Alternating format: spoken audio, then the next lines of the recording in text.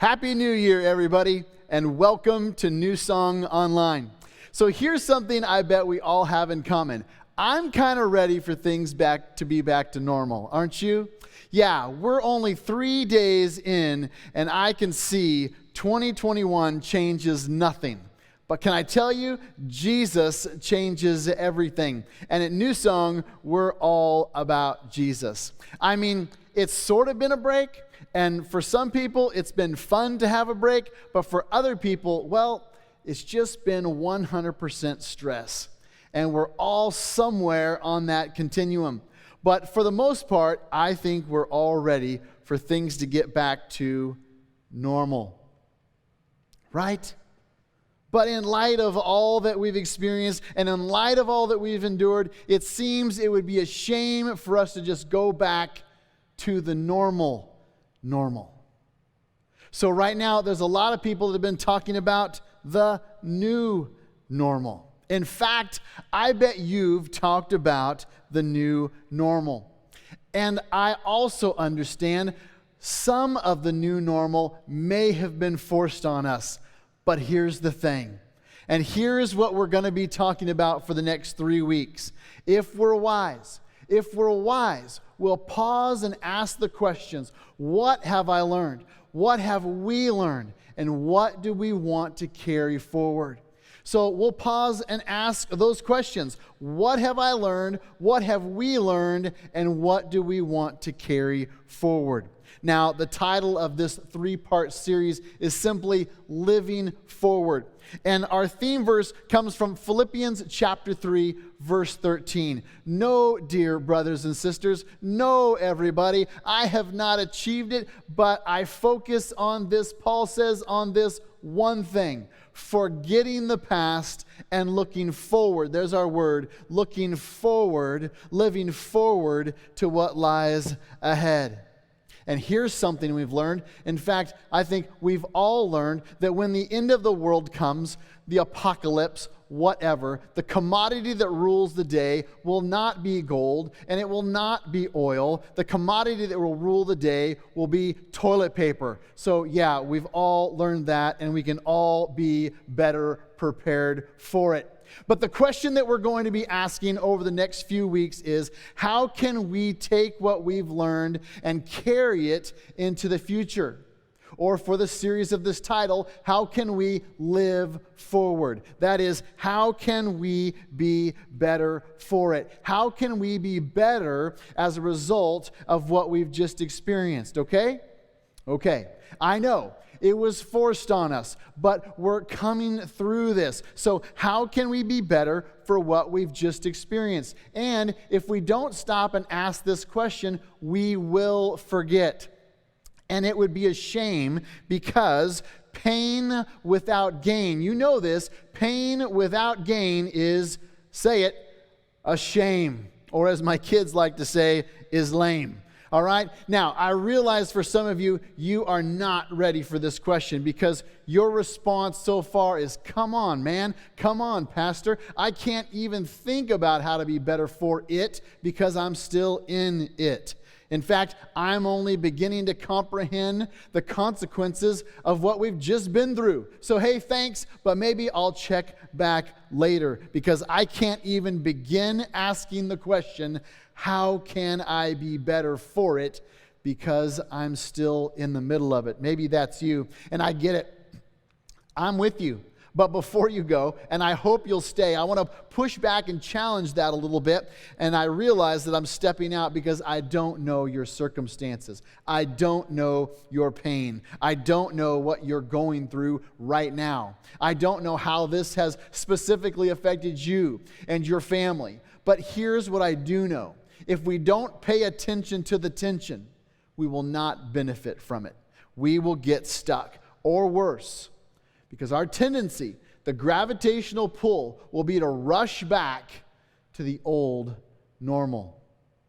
If we do that, we'll miss the lessons learned in this new season or the preparation for the new normal. Okay? Okay, now, to help us understand this just a little bit better, C.S. Lewis, many years ago, in a little book titled The Problem of Pain, explores this very tension of what we should learn and when is too early to begin learning. Here's what he wrote in The Problem of Pain. He said, "My own experience is something like this. I'm progressing along the path of life in my ordinary, contentedly fallen and godless condition." I love this. Absorbed in a merry meeting with my friends for the morrow, or a bit of work that tickles my vanity, when suddenly a stab of abdominal pain that threatens serious disease, or perhaps a headline in the newspaper that threatens all of us with destruction, sends this whole pack of cards tumbling down. And at first, he says, at first I am overwhelmed. And all my little happinesses look like broken toys. We've all been there. But then slowly, and reluctantly, bit by bit, I try to bring myself to the frame of mind, listen to this, that I should be in at all times. And perhaps by God's grace, I succeed, and for a day or two, isn't that our experience? For a day or two, I become a creature consciously dependent on God and drawing in strength from the right sources. But then the moment, now watch this, but then the moment that the threat is withdrawn, and you and I already know what comes next, right? And the reason you know, and the reason I know, is because it's our story. We've all been there, right? For some of you, your story went like this 2 or 3 years ago, maybe 5 years ago. Your husband or wife came to you and said, okay, if you don't change, I'm done. I'm out. We've talked and we've talked, we've counseled and we've counseled, and I don't see any real change. And suddenly, he or she had your attention. You sat up straight and you began making changes, right? You began to come home earlier. You started listening better. You paid more attention to the kids. You paid more attention to what he asked or what she asked. And suddenly you became a better husband. You became a better wife. And the marriage got better for a while. But the moment the threat was withdrawn, you began to retreat to your old ways, your old normal, or your normal. And maybe your story is this. You had that scary physical, and your doctor looked at you and said, look, we've had this talk before. And if you don't make changes, you'll not be around to play with your grandchildren, and certainly not around to play with your great-grandchildren. And he or she got your attention, and you went home, and you got serious, and you dieted, and you exercised, and people began to say, you look better, and you felt better, and everything was better. And for a while, you stuck with it. But then what happened? Well, once the threat was withdrawn, you drifted back to normal. And all of these scenarios, and there are so many more. You've got your own story. All of these scenarios make me think, what is wrong with us? Why do we have to be led to the edge of disaster before we're willing to make the changes that we've known all along we need to make? Now back to C.S. Lewis. Here's how he finishes this idea. But the moment the threat is withdrawn, and look at this verb. I love this. This is awesome. My whole nature leaps back to the toys. God has me but for 48 hours, and then only by dint of taking everything else away from me. Let him sheath that sword for a moment. And here's what I want us to avoid. And this is why we're going to talk about this for the next few weeks. Because in order for us to gain through the pain, we have to be intentional. So intentional. Otherwise, here's why this is so important. We will drift back to the normal that we used to have and never learn anything from it. And that's why I wanted to deal with this just a little bit for the next few weeks, okay? Okay, listen to how he finishes this idea. But let him sheathe that sword for a moment, and I behave like a puppy, that when the hated bath is over, and if you have dogs, you know exactly where this is going. I behave like a puppy, that when the hated bath is over, I shake myself as dry as I can and race off to reacquire my comfortable dirtiness. If not in the nearest manure heap, at least in the nearest flower bed.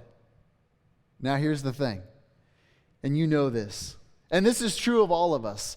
It is human nature to return to bad habits once the pain associated with those bad habits is gone, right? Say yes. It's human nature. It's human nature to return to our bad habits once the pain associated with those bad habits is gone. In other words, it's human nature to want to get back to whatever normal was. But here's the thing. You know this, okay? Aspiring to normal? Seriously? That's not very inspiring. You can see that, right? So here's the question we're going to wrestle to the ground for the next 3 weeks. How can we be better for it? How can we live forward? What do I mean? You've heard, don't let a good thing go to waste. It's true. Well, don't let a bad thing go to waste.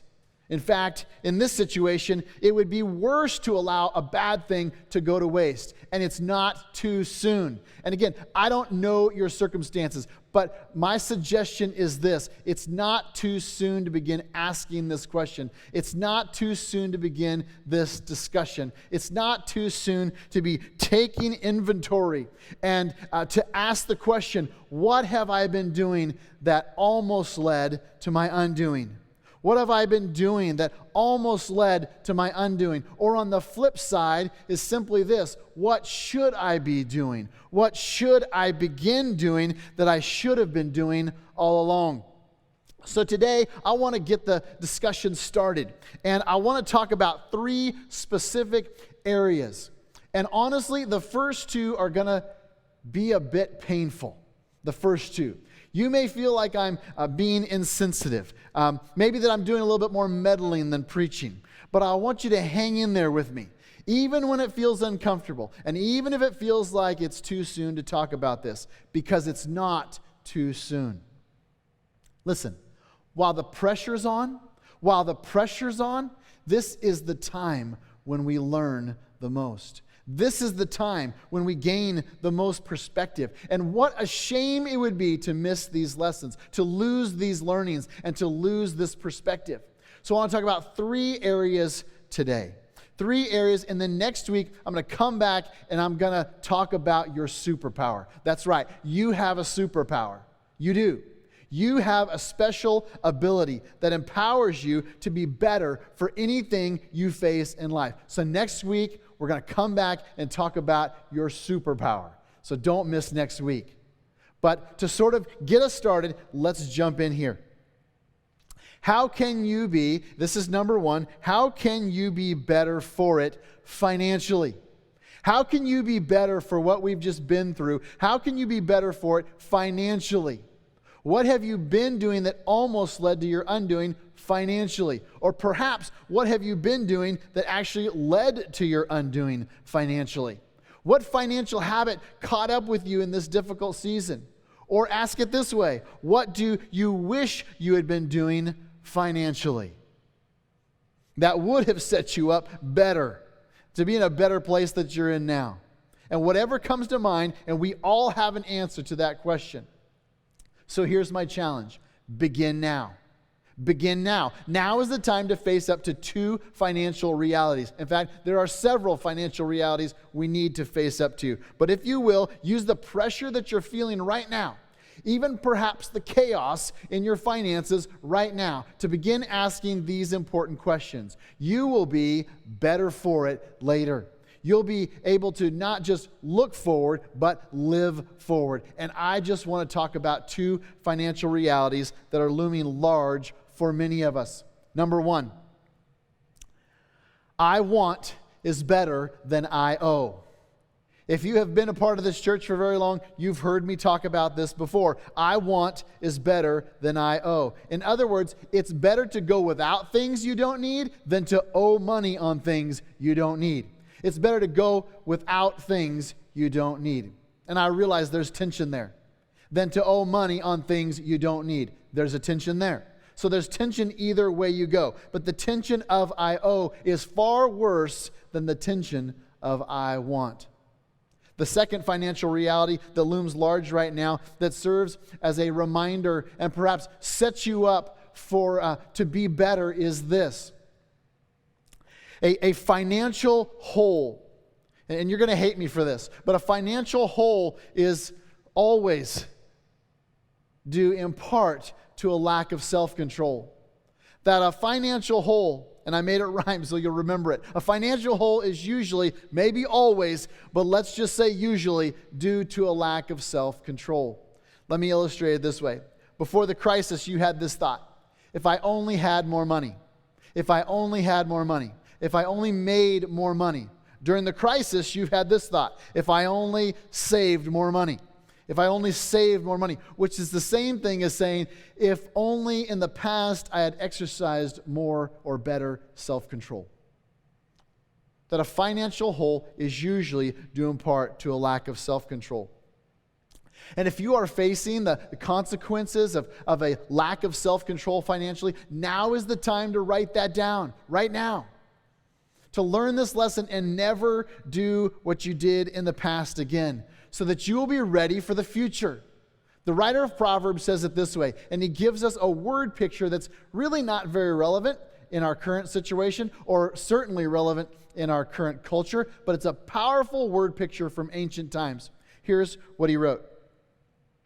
Like a city whose walls are broken through is a person who lacks self-control. Like a city whose walls are broken through. Again, for us, this is meaningless. But in ancient times, the walls around the city represented something, represented security, represented peace and prosperity and safety. And when the enemy would come, they would pick the weakest spot in the wall, and they would use weapons of warfare, siege warfare, to eventually break through or create a breach or a break in the wall, and the enemy would pour through the wall. And here's what the writer is saying, that a city, when the walls are broken through, the people within the city, they lose their security, they lose their safety, and lose their ability to control their own lives. And here's his point, that a lack of self-control, and this is true for any area of life, a lack of self-control leads to a loss of control. A lack of self-control in any area of life ultimately leads to a loss of control. And so let me ask you this. What do you want pretty much more than anything else? Let me answer it for you. You want control of your life. Well, the key is having control of your life is to exercise self-control, okay? And consequently, because of what we've just been through, you may be learning this lesson the hard way financially. But listen, I want you to be better for it. You want to be better for it. And now is the time to take some of these simple ideas, these common sense ideas, and elevate them so that you don't pass this way again. In fact, in something like this were to ever happen again, a lack of self-control always leads to loss of control. Now, here's something you've heard before. I bet somewhere in the past somebody either gave you this advice or you heard someone talking about having been given this advice, and the advice was to have 3 to 6 months of savings set aside in case of emergency. Have you ever heard this before? Everybody's nodding. Yes, you've heard this before. And here's my hunch. When you heard that for the first time, or maybe you read that in a book for the first time, you thought to yourself, that's a really good idea. I should set aside 3 to 6 months of living expenses just in case there's emergency. And if you took that advice that requires extraordinary self-control, then you were better set for what we've just been through. If you didn't take that advice, you're wishing you had. Now is the time. Now is the time to create a plan to set money aside in case there's ever another financial bump. That's wisdom. That way, when your walls are attacked, they will not be broken through because you had self-control and created an emergency fund and have prepared yourself for the future to live forward. But an emergency fund requires what? It requires extraordinary self-control. So to decide now, start now. How can you live forward? How can you be better for it financially? Simple. You've heard it 1,000 times. Save more. Spend less. Get out and stay out of debt. Save more. Spend less. Get and stay out of debt. One more thing on the financial piece. In this particular season, if it's hit you particularly hard, your tendency will be to blame someone else. You'll blame the virus. You'll blame your boss, perhaps the economy. And that's a mistake.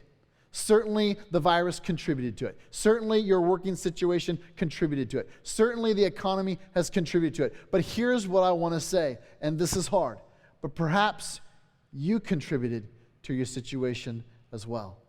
And you must own that slice of the pie.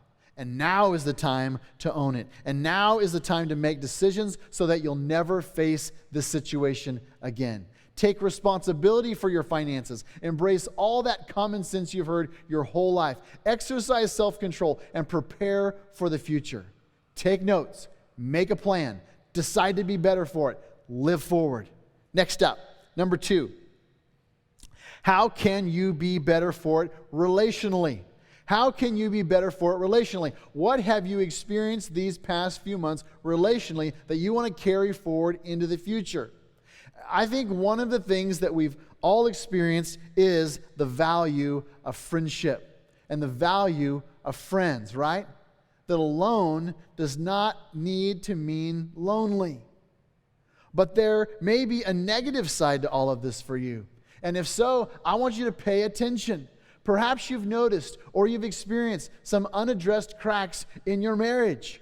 Things that you sort of put or pushed to the periphery. Things that came up from time to time, but you were busy. And the old normal allowed you to ignore what was right there in front of you. Perhaps what you've noticed is a lack of connection with one of your kids.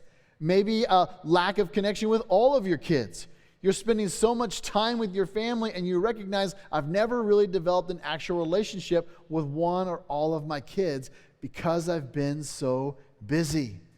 Isn't it true that quarantining has highlighted the good and the not so good relationally? So here's the opportunity. I don't want you to miss this. It's so important. COVID-19. COVID-19 may actually save us relationally. It could serve as a wake-up call relationally if you wake up. So wake up. If there are cracks in your relationships at home, now is the time to address them, okay? Rushing back to normal is only going to empower you to continue to ignore them, okay? You know these relationship problems won't fix themselves. So now is the time to address these relationship issues right now when you have a little bit of extra time. But more importantly, you've got a little bit more pressure because of what's going on or not going on at home. And before you just start pointing fingers, it's the same as with your finances. Own your slice of the conflict pie. Own your slice of the conflict pie. In fact, if you get this right, if you get it right, your story of COVID-19, and eventually this will all just be a story we tell, right? But your story of COVID-19 may be this, that it was actually the catalyst that saved our marriage. If you pay attention to the tension, if you do the difficult work, rushing back to normal will only allow what's bad to get worse. Right now, because we're facing or being forced to face perhaps the things we've neglected, perhaps your story will be this, that COVID-19 was the catalyst for repairing my relationship with my son. Perhaps your story will be that COVID-19 was the catalyst for repairing your relationship with your daughter, relationally speaking. And I don't think we can exaggerate this. All this pain with no gain would certainly be an extraordinary, extraordinary shame. Last thing, number 3. How can you be better for it personally? How can you be better for it personally? And when I say personally, I'm talking about internally. Let me ask it this way. How has or how is your worldview holding up? You know what your worldview is? The way that you see and interpret and explain how the world works. And when difficult times come, sometimes our foundations are rocked. And so, if your foundation, your worldview has been rocked, you should pay attention to that. Have you found yourself asking questions that you've never asked before? If you're not a particularly religious person, have you found yourself praying for the first time in a long time? Maybe you went and found a Bible for the first time in a long time. If you are a particularly religious person, your faith has been rattled. Did you perhaps discover your faith was more fragile than you imagined? Did you find yourself asking questions? Or do you find yourself asking questions you've never asked before? Questions like, where's God? How could God? Or I thought God. So here's my point. Regardless of which side of the faith aisle you're on, if this current season has created tension on the inside, please pay attention to that tension. It means you're on the verge of learning something new or being reminded of something that you've forgotten. And it could lead somewhere good. And it could certainly lead somewhere better. Here's my point. If this season has kind of rocked your world in terms of your internal world, if this season has rocked your worldview, if this season has rocked your faith, listen, pay attention to the tension. You may be on the verge of learning something new, or you may be on the verge of being reminded of something old. If current events have left you wrestling with God questions and you're not a religious person, but now you find yourself wrestling with God questions, pay attention to that. And if you are a Christian, if you're a Christian, pay attention to the tension as well. You may discover a different kind of faith. You may discover a better faith. You may discover a different version of your faith. And perhaps in this season, you will finally give up your faith in the non-existent God who doesn't allow bad things to happen to good people. And instead, in this season, you may come face to face with the God who allowed the worst possible thing to happen to the best possible person, his son. And he did that on your behalf. So the point is simply this. We're going to get through this. Things are going to become more normal. But let's make sure we are better for it. Let's make sure that we're living forward financially. Let's make sure that we're living forward relationally. Let's make sure that we're living forward personally. Because, and you know this, pain, all this pain without any gain would certainly be a shame. So let's face and embrace the lessons we've learned, and let's for sure face and embrace the perspective we've gained. Let's all decide that begins today.